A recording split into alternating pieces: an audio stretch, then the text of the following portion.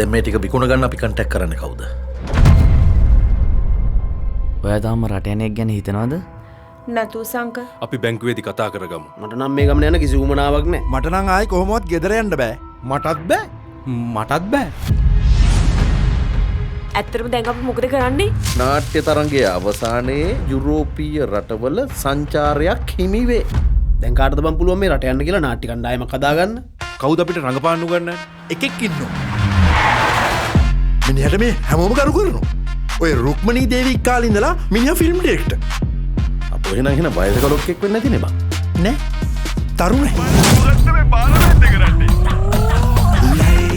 ලයි මදයි මපෙම් කලා ලයි මදයි මලව් කලා ලයි ඇයිගියේ වෙම්බෙලා ලයි මම මෙහෙ තනි වෙලා මන්නන් හිතන්නේ අපි ඔක්කොටම එකට ඉන්න තැනක් හම්බෙයි කියලා.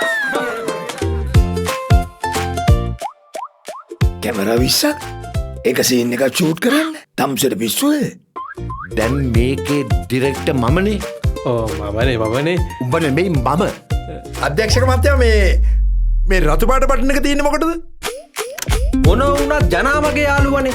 හැබැයි මට මේ නංගිට බෑ කියන්න බෑ. ඒක නිසා මම ඕකේ වැඩේට. පිස්සුද ඔය තමුසෙට? ලස්සනයි කියලා හිතන් ඉන්නේ. බලනකො ඔය තමුසෙගේ හැටි විතරක්. තමුසෙට කලින් බඩේ නා වයසට වඩා වයස පේනවා. දෙන්නෙතොට දැනගනින් නා කියා. යකෝ මේකේද මිරිස් කුඩු දාන්න හදන්නේ? ඕකේ මිරිස් කුඩු දැම්මොතින් ගිනි නිවන හමුදාවට ලැට් එක ළඟට වෙලා ඉන්නේ.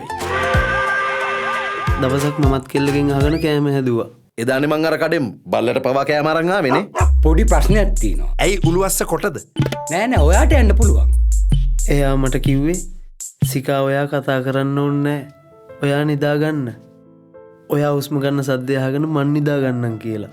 ඒකිට නෙවෙයි බං මට නිින්ද යන්නෙත් නෑ. උඹ කොරෝන සද්දෙට.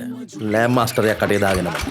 මැරිලා පැයක් ආදරේ වැටුණත් හිනා උනේමු හිනා වෙලා නැගිට්ටුවෙත් බොකේ යාළුවෝ කෙලවෙන බවක් නම් හැඟෙයි ඉල්ලන් කන්න හිතයි පෙරලෙන පිට හොඳයි කියා ඉමු දැන් සමියේ ආනේ මට හික්ම ගෑවුණා ලක්කෙගේ හිලක් මගේ සනා අපිටත් නගිනවා යකා දුකටත් වෙන්නේ අපි හිනා ආනේ මට මොන මොකද කරන්නේ?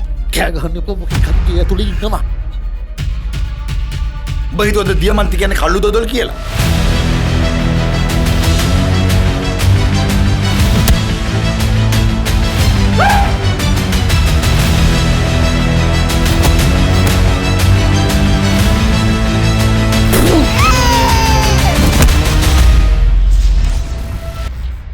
මං කෙල්ලව